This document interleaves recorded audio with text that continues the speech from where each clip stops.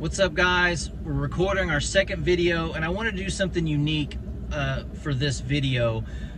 My buddy's channel, I'm sure you guys know it. It's the Poor Man's Game Room. I love his channel, and he had a little video that he did recently called 5 Games That Define Me as a Gamer. The only thing I will say about his channel, he's got a stupid name. Which, yeah, he's definitely not poor. Joel is such a stupid name. Yeah. He's definitely doing okay.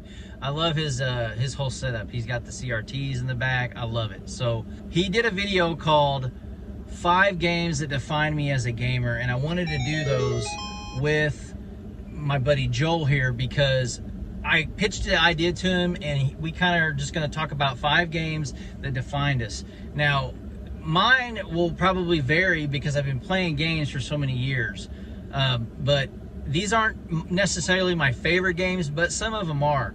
But they're just a different collage of games that really, like, when I sat down and played them, they changed the way I thought about games, and they changed the way I felt as a person. Like, I felt like I was cool. I felt like I was part of something when I played these games, and I'm sure Joe felt the same way about his picks, because I'm looking at these down here, and they're all incredible. So if you want to go first, or... Well, I figured we would just, I'll show one, you show one. Now, the one thing, Joel, I will tell you, because since I had made the comment that him and I were going to do this collab as a response, the games that I picked are, some of them are similar, but I had to change a couple of them out because I wanted to go by the rule of, well, the games on the list that I posted on your channel were ones that define me or kind of help make me a gamer. I wanted to have something that I could show physically, and a couple of those games I couldn't do. Yeah. So I swapped a couple of the games out, but they were from around the same, the similar time frame.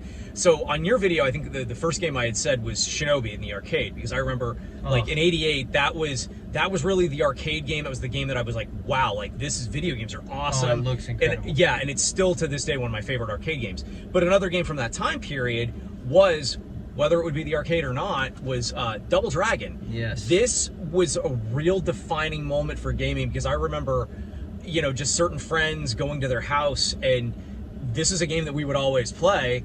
So Double Dragon and the NES and video gaming was really kind of that catalyst that pushed me, because I always associated Sega with like Double Dragon, and obviously Shinobi was a Sega character. Yeah. So for me, like, arcade and Sega went hand in hand.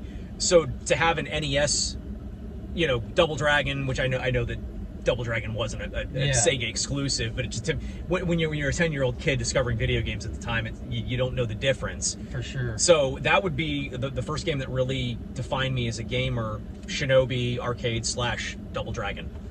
Great choice, Joel. I mean, I remember playing the arcade of this game. It blew me away. Just the intro with the dragon coming in and that just iconic tune. It's like embedded in my head.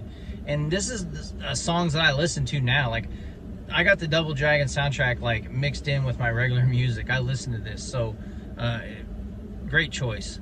My first choice is going to be a game that I played with my uncle. And at the time, the Genesis was just, in our mind, was the next level. And we were lucky enough for his parents to buy this for him, and it's Streets of Rage. And everybody's like, oh no, it's not Streets of Rage 2. In my opinion, this is the better version. I know a lot of people don't think that, but there's so many memories wrapped up in this game. Yuzo Koshiro did the music. It's legendary. Everybody knows how good this game is. We played this game so much, and we mastered it, but it never got old. So many cool things to do in this game, and like Joel said, something about beat 'em ups back in the day, they just caught my attention. Like, it was one of the coolest genres, because you could just live out all these, I mean, kung fu movies was huge, martial art movies. If there was a game where I could beat the shit out of people, like, I was into it. I wanted to play it. So, pardon the pun, man, but I mean, like, honestly, beat 'em ups, they hit harder. Like, yeah, yeah, for sure. Stupid dad joke, but it's the truth, man. And this game was cool, man. You could play 2 players same time. This is just one of my favorite games. I still play it, and it's like there's 3 playable characters. They all have their pros and cons, but like, man, we would just play this nonstop. This was a constant rental. The original Streets of Rage is my first game. which is interesting because I didn't have any experience with Streets of Rage until I want to say when I downloaded the ROM onto my NES Classic or NES Classic. I mean, for me, it was always Final Fight. That was the big like comparison back in the day. Yeah. But I mean, which I do know they're very similar, you know, in the characters and stuff. But yeah, for me, it was always Final Fight. Like that was the arcade game beat 'em up that I was like, wow. Yeah. And the Super Nintendo Final Fight looked great. Oh, it did. It just didn't have Guy. That was. I never understood that. I never. Got and that. then when it didn't make any sense because, and then later on they came out with another version with Guy. But like, I always thought Hagar was the coolest.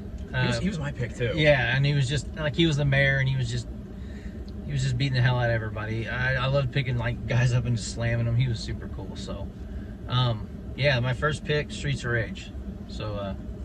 All right, my second pick is also a change up from my second pick in the comments for Joel's video, but I would have originally gone with Super Mario Brothers, the original Super Mario Brothers, because like I've told the story before, my mom had a friend that she hung out with that her husband had just went out one day on a whim and bought a Nintendo, and she would exploit me because the woman was a messy housekeeper, and I would clean her bathroom, I would organize, I would do anything I could to play the Nintendo. She let me play it. Oh, there we go. So it was he had Super Mario Brothers Duck Hunt and 1942 or 1943, but I played Super Mario Brothers, and I mean it was literally the only game that I played. Actually, at one point she was nice enough. She actually loaned me without her husband even knowing. She loaned me the Nintendo, and so all I had was Super Mario Brothers to play, and I played that game. So for that, for the list, I wish that I had a complete box copy of that. I don't. All I've got is the Super Mario Brothers Duck Hunt cartridge. So I picked a game that I would say is just as, if not more, iconic, because I mean this was a friggin' cultural phenomenon. Was Mario 3. They didn't get bigger than this. Yes. And I mean, to this day, this is still the most, I mean, I don't care. You can say Super Mario Brothers is the most iconic cover. No, this is the most iconic cover. And that will never change. No. That game was incredible. The amount of, like, news press, I mean, people talking at school, it was a worldwide, the commercial is legitimately accurate when it showed all those kids just chanting Mario and it zooms out and it's his fucking head, because the whole world, when this game came out, and actually changed. What Jordan Knight from New Kids on the Block was in that commercial. He was the first kid yelling Mario. I don't remember that. Yeah, Jordan Knight from New Kids on the Block. Oh wow, I did not know that. Yes. Yeah. Was he like before he was in New Kids on the Block? Was he like super young? No, New Kids on the Block were, I think, it's still fairly 80s, popular. Yeah. Wow, that's wild. I never noticed that. Yeah, like the first kid that's like, Mario! Like, it's actually Jordan Knight. It's awesome. Yeah. Which, I think it's kind of sad me, a hardcore metalhead, knows that. Yeah. But this was like, this was such a game changer, not only just in how the NES performed, how Mario performed, but just, this was really the game that made Mario a pop culture icon. Yes. Honestly, this was where he really became a household name. I mean, they marketed the Wizard from it, and it blew up. I remember seeing the Wizard, and I remember when I first saw that game, my grandma had a friend that lived around the corner, and she was a huge Mario fan. And it just blew my mind that an adult played a game. That blew my mind back then, because I was like, what is this grown person playing Mario? Well, I went over there, and she had Mario 3, and I was like, there's a third one? Like, I could not believe it. My mind was blown. So, such a cool experience, and yeah, that game's top tier. That's got to be on the list. So, and even at that, I mean, like, with Tyler Esposito, when he's talked about him trying to, like, when he was a kid, his parents couldn't. I mean, it was literally that hard to find. Oh, for sure. And it was the game that every time you went, that game. Yeah, if you ever went into a video store to rent, it was always gone. Always. At least for that first 6 months to a year. For sure. Yeah, for sure. Because even in Nintendo Power, like, the other Marios were really popular in the top 30. And until this one came in, and then it just started. It was number one for like a year in Nintendo Power. I think it was actually longer than that. It was damn near. Yeah, it was a long time. So, great choice. The second game I want to pick is a game that I played just with my uncle, and something about fighting games and the arcade scene we were huge into. And the arcades were sort of dying before this game dropped, and that game is Street Fighter 2. Great. Now, the arcade blew us away. You couldn't even look at the screen hardly. Like, there were so many people surrounding it. So when they brought this home and Capcom and the Super Nintendo scored the rights to this version, it was literally a kick in the teeth to anybody that owned a Sega Genesis, because like they kept those rights for like a year or so before they were able to make it. And this game was absolutely phenomenal. One of the most perfect ports. It still plays good today. It's still played in tournaments because it is so polished. The only version that is better is probably Turbo, but this totally blew us away. And we would draw drawings of this. We would play G.I. Joes and just like act like these characters. This game was just one of the most influential games to the arcade scene, any kind of competitive play, because fighting games were like, they weren't really existing very much. It was mostly beat 'em ups, and the arcade scene was kind of dying. But when this game came out, it spawned tons of sequels and tons of other games like Mortal Kombat, Samurai Showdown, Fatal Fury, Art of Fighting, Tekken. I mean, this really like blew up the fighting game scene, and I'll never forget just like owning this cartridge. You were like cooler automatically. I remember like telling somebody that I had this game, and they were just like, "You can play it any time without putting quarters in." Like, it blew their minds, you know. So definitely Street Fighter 2's got to be on my list. Yeah, and then like obviously too. I mean, that is Street Fighter 2, the original. I mean, a lot of people go to Turbo, and I can see the reason why, because it does play a little bit faster, and you've got the option of playing as, you know, Vega, Balrog, Sagat, and M. Bison.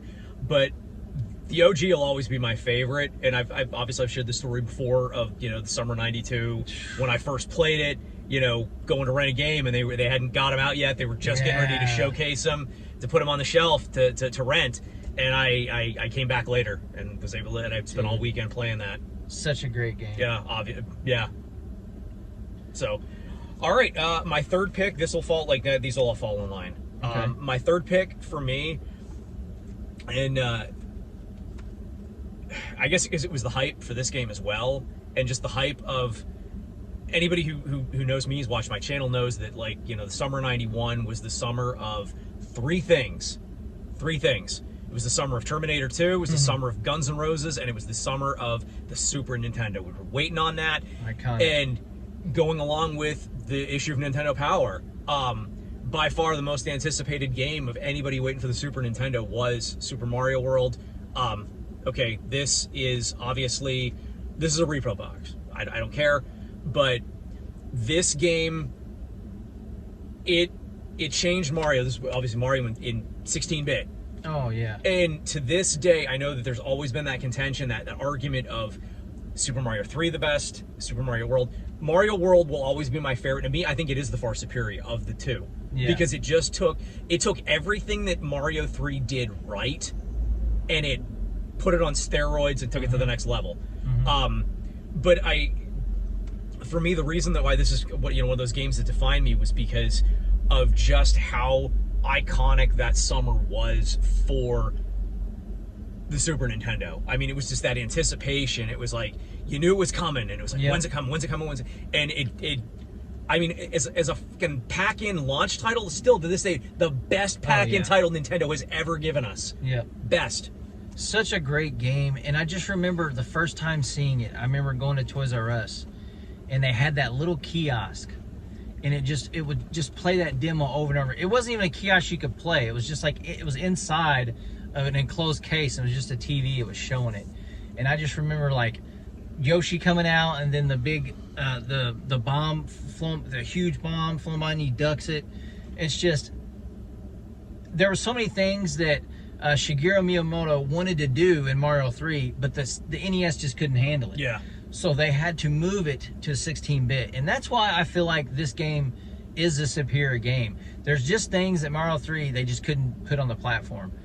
But when the Super Nintendo came out and it was able to add all these things, they made one of the best titles, not only on the system but ever, right at launch. Like, name another title that's happened with. Like, I mean, I guess you could say Mario Brothers the original, but like a launch title being one of the top games on the console for its entire life, and it came out the first day the system came out. Like, it's just, it blows my mind that that's actually able to be done. See, and one of the things that I liked as well that they did so well with it is, so obviously with the raccoon or the Tanuki suit, you know, yeah, you had the ability to fly, but unless you had the P-wing, you can only fly for that short distance. Sure, yeah. With the cape, as long as you were able to do that rocking motion, you could keep him in the air till the end of the level. And there's tons of secrets that you could find by doing those, like by flying around. So many levels, there's just so many. Like, I know the debate. Like, if you guys have an opinion, put it down in the comment section. I'd like to see what people think is the better game. And I think it goes more of like where you grew up, because I feel like a lot of old heads will be like Mario 3, and then people who kind of had both, like, transitioned into the, if you transitioned into the Super Nintendo and you were old enough to remember both, the Super Nintendo was like, it was just better. I don't know how to explain it. It was like everything the NES did, but more, but better, but just like the commercial, bigger graphics, bigger, like more. It was just, it was such a great title, and I'm glad that's on the list. I was gonna add it, but I knew he was, so I was like, one of us is gonna add it because it's iconic. So yeah, you know what? What would it have mattered? I mean, hey, if we pick the same game, we pick the same game. Yeah. I mean, the next game I'm gonna talk about is a game that when I played the NES, it really took my love for this system to another level. This is my favorite game for the console. I was in love with just like I said, fighting, martial arts, boxing. But when I first played Mike Tyson's Punch-Out!, I'll never forget the feeling of just like, I just felt so strong, and even though I was Little Mac, because it's hard to explain. Like, I remember these codes in this game still to this day. I know the code for Tyson just like right off the top of my head.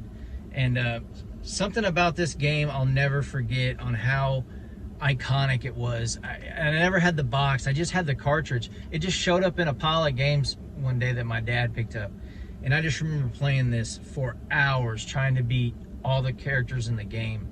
And for being as young as I was pretty decent at it. But like, even to this day, Tyson will beat your ass in this game if you're not like extremely skilled against him. One of the hardest final bosses in video game history, in my opinion. He's so unpredictable. Like, usually with the boss, like, all I got is pattern.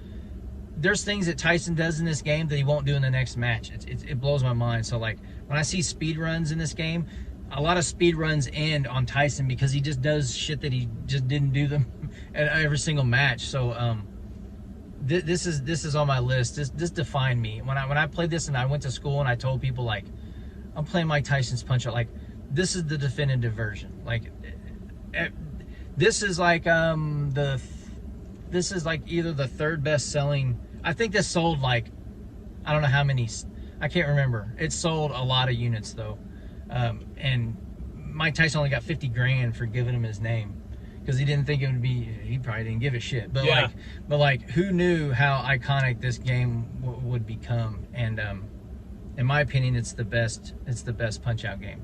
So I had to put it on there because I felt like it just, it made me like talk about Nintendo. It made me go to school and be like, I'm good at Mike Tyson's Punch-Out!. Like, I beat this dude, or I beat this dude. And it's just, the music, iconic, just the little sounds in this game, I can hear them from a mile away, and I'll know exactly what they're from, you know.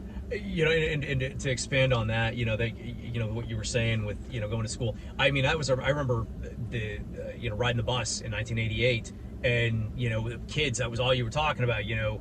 And at the time, people didn't, everything was pronounced different. You know, kids didn't know how to pronounce. The one kid always called him Don Flamingo. That's what I call him. That's what I call him. Don Flamenco. Yeah, I call him Flamingo. Yeah, like the bird or whatever. Yeah. But I mean, yeah, I mean that was. And see, I never owned Mike Tyson's Punch-Out!. I own the when they after they with Mr. Dream. Yeah, after it was rebranded. After, and it's funny because I had always thought it was after Tyson's allegations that but it was, I guess it was he lost, or what was it, the licensing The ran licensing out, ran out, but he just happened to lose to Buster Douglas.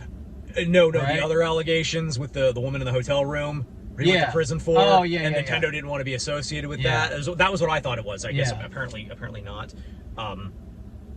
But yeah, that was a great pick. And the thing that I like too, if you don't mind, that I always thought was really interesting is this is back when it still had, they put, I don't know if you guys can see that. The little emblem on it. On what it was, and that was just so unique that they did that. It was genius marketing because they did not want it to name it video. They didn't want to say video games. Yeah. So they had these like different genres that they would say, like sports series, action. So it would make people think it was an entertainment system instead of a video game system because of all the crash from '83. So genius marketing with Nintendo. Man, they were on top of it. They knew what to do. So definitely, that's on the list.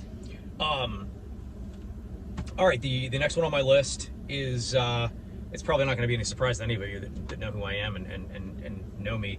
But it's going to be Final Fantasy II. I've gone in great detail as to why this is by far and away, and it's funny, I'm not even an RPG guy, but this is my all-time favorite game. And the reason being is because this was the game that made me actually enjoy an RPG.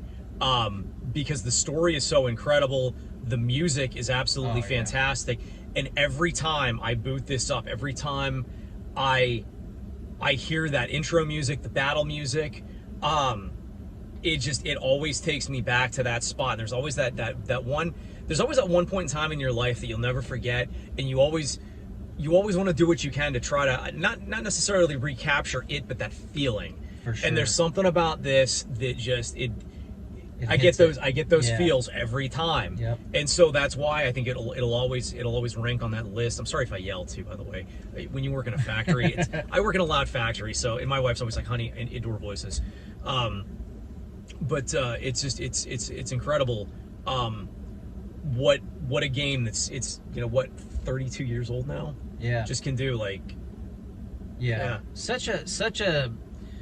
I know a lot of people love this game, but they say, well, Final Fantasy III is better. But when we got these, we were so lucky to get these because they were nervous about bringing Final Fantasy out to us on the NES. And the sales were enough to get them to say, okay, we'll give it another try. And I'm glad because these two games, 2 and 3, definitely stepped it up.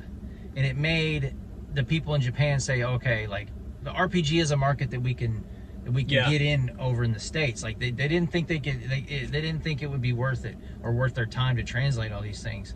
And I'm glad it worked out because I mean, look what they're on now. I mean, they just remade 7 for the PlayStation, and it's like it's a 10 out of 10. People are saying so. Like, great pick, and it's just one of those games that define the Super Nintendo, right? Like, it's in the top 20 easily, probably in people's top 10 or 5 or 10. So like, these games are just. They're so iconic, and they kept going. They kept making banger after banger Final Fantasy title. Like, I remember when 7 came out, like, it was supposed to be the best PlayStation 1 game. Like, it is what it is. The people behind this game, they know what they're doing, and I'm just glad that, like, people experienced it way back then because my cousin had this game, and I watched him play it, and it was very, very entertaining for a game that's just turn-based. I never thought I would get into that, but it was so cool watching that. It was a great game, great pick. What I was going to add to that as well, in terms of, like, I know that a lot of people, I think for you, the Super Nintendo is your favorite console. Yeah. Probably my favorite console too. But if you think about it, for the vast library, and this isn't like a knock, but it's really the truth. Boy, the Super Nintendo had, for being like my favorite console, had way more stinkers than they had bangers. Yeah. If you think about the shovelware, yeah. I mean, people look at the Wii as having shovelware, but boy, I think Nintendo really, I mean, that was where they started with shovelware, was the Super Nintendo. There's some bad games on that system. There's a lot for the NES, and there's a lot for the Super Nintendo, but I just felt like, I guess there's more for the NES just because a bunch of unlicensed companies were making games. I think there's only one unlicensed Super Nintendo game. I was going to say, though, I think with the NES, I think the NES in general, Most of the NES library, and I mean, I might get some hate for this. I think a lot of it hasn't aged well. Oh, for sure. You know, Yeah, but I mean, the games that have aged well are still. I mean, Mike Tyson's Punch Out still a banger. DuckTales still a banger. Mario 3 still a banger. Yep. You know, there's games that didn't age well, definitely. That were great at the time, right? Like that's all we had. That's all we could experience. But games on the Super Nintendo, it felt like some of those games are really bad, like Rise of the Robots and like Clay Fighters. Like some of those games were just really bad, but the ones that were good were amazing. Yeah. Even through all that, I still think the strongest library for RPGs and for just good games, the Super Nintendo. I think yeah, and has a solid library. especially if you're looking at Nintendo first-person titles. Oh yeah, first-party stuff, definitely, without a doubt. I got two more, don't I? Yeah, you got two more, man. So this game, when I played this game, I played it with my cousins, and something about it, I had never experienced an experience like this in a game where I felt like the game grabbed me and put me inside the game. I felt like I was in this mansion, and this game is Resident Evil. Now, this game was not supposed to be as amazing as it was. Now it's super dated and there's way better versions out. But back then, playing this, back when it came out, 1995, pretty sure, yeah, 1996. I had never seen nothing like it. I had never played a game that put you in a 3D environment with very minimal weapons and puzzles to solve. And like I said, internet wasn't like it is now, so I couldn't just look it up. Like, we spent hours and days and weeks and months trying to beat this game. And for a long time, we didn't even have a memory card, so we would try to just run through it. And if we died, we'd just start over. Like, there were so many ways to play this game. And the voice acting, it's terrible. But back then, I'd never experienced a game like that, to where you could feel like you were there. I felt like, I mean, by far one of the best settings I've ever played in a video game.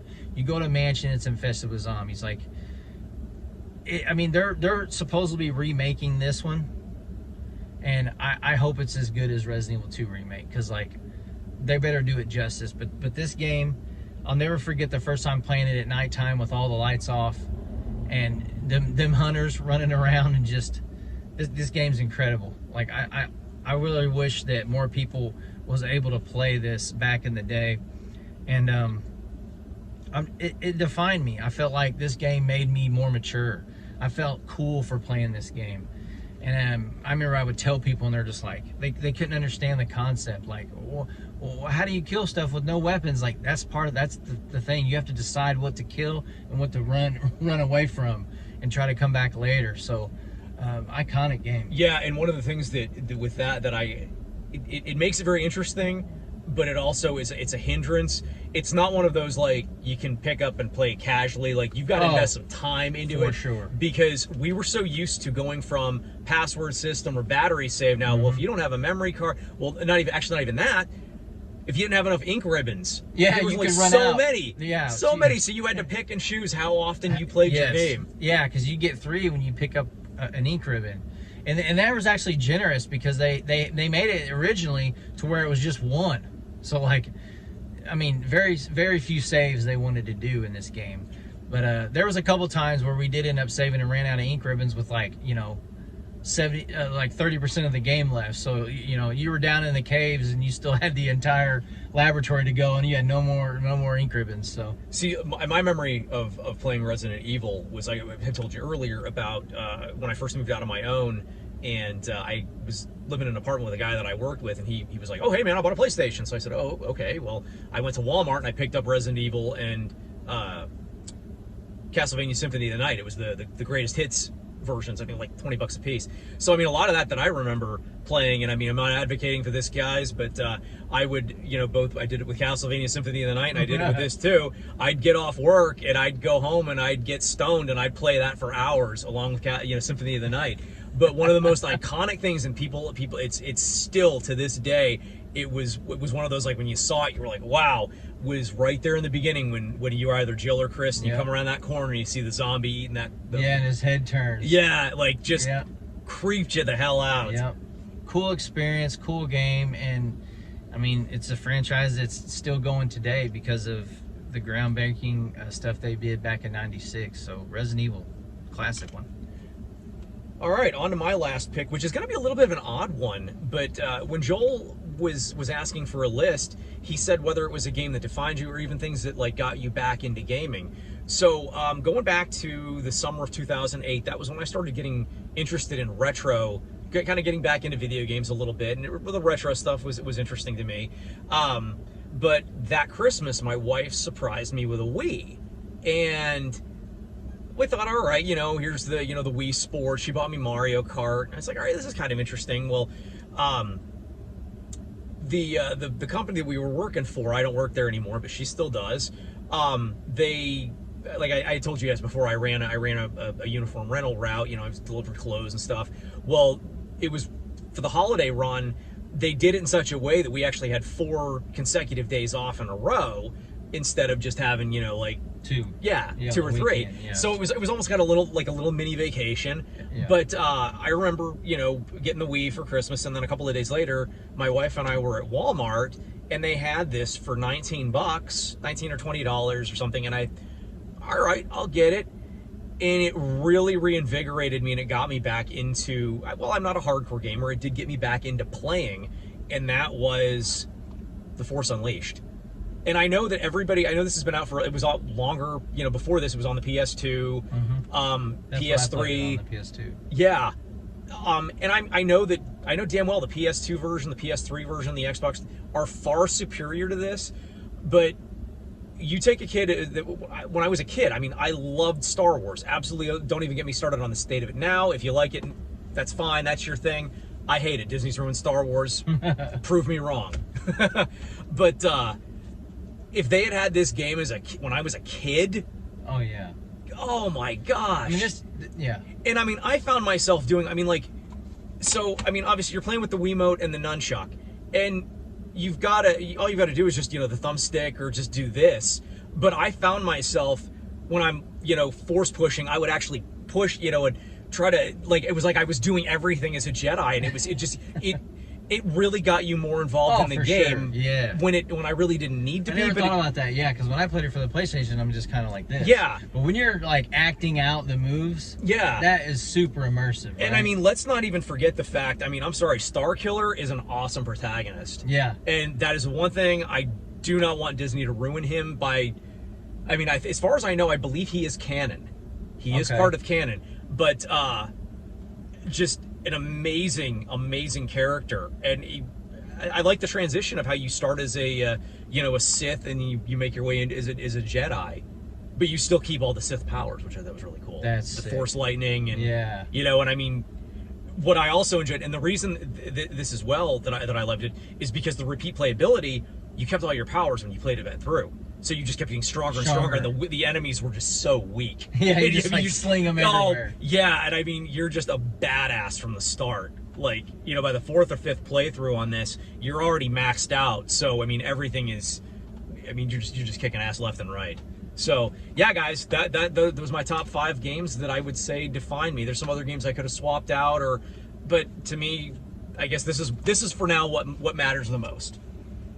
Great picks, dude. I got one more, and this is kind of an odd game, but this was basically a transition to where I experienced things in games that I had never experienced before, and they made me feel like I was a gamer, and it defined me, was online gaming.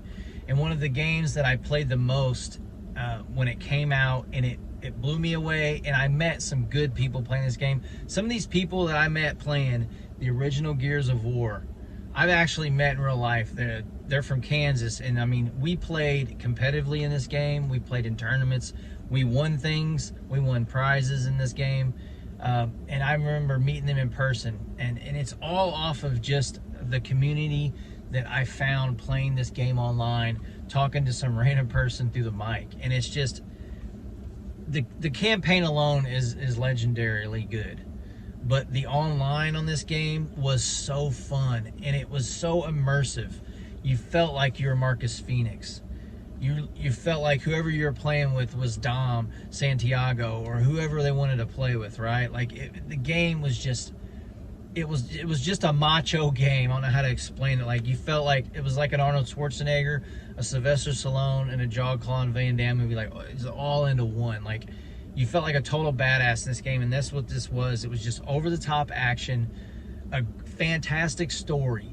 But when you got done with the campaign, you went online, and that's when this game opened up. Tons of different modes, teamwork. I mean, I'm talking like a SEAL Team 6 type teamwork, calling things out, getting objectives, getting kills, calling the enemies out. Like, I never like cooperated like I did when I played this game online with people, and it's still going strong today. I mean, look at online gaming, and this is one of the early games that like people did play competitively, and I'll never forget just like going to tournaments to this, to Indianapolis, and to just the local place down the street where you would play against people online, against other people.